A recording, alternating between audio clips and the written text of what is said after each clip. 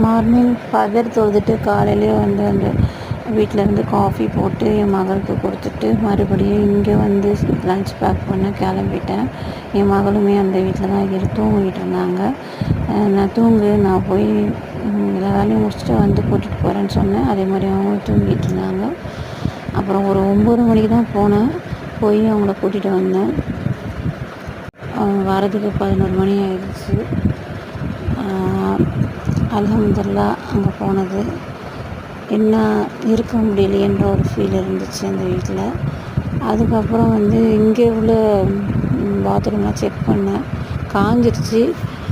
ஆனால் வந்து அது ஒயிட் சிமெண்ட் தான் அடைச்சிருக்காங்கன்னு எனக்கு ஃபீல் ஆகுது. ஏன்னா அந்த சிமெண்ட் தான் நாங்கள் வந்து டைல்ஸ் ஓட்டுறதுக்கு வாங்கி கொடுத்தோம். அதுக்கு வந்து எதுவும் அவ்வளோவா தெரியாதுன்னு நினச்சிட்ருக்காங்க அந்த மேஸ்திரி, கொத்தனார், அப்புறம் இன்ஜினியர். நமக்கும் ஓரளவு தெரியும். ஆனால் மறுபடியும் இந்த ட்ரைனேஜ் ப்ராப்ளம் வருமானு எனக்கு டவுட்டும் பயமும் இருந்துக்கிட்டே தான் இருக்குது. ரொம்ப செலவாகும்னு சொன்னாங்களா இன்ஜினியர். அவ்வளோலாம் செலவாகுது. நம்ம வீடுக்கு நம்ம செலவு பண்ணி பார்த்துருக்கோம் இல்லையா. அதுக்கப்புறம் என் ஹஸ்பண்டுக்கு பேக் பண்ணி முடிஞ்சோடனே போயிட்டேன் அந்த வீட்டுக்கு.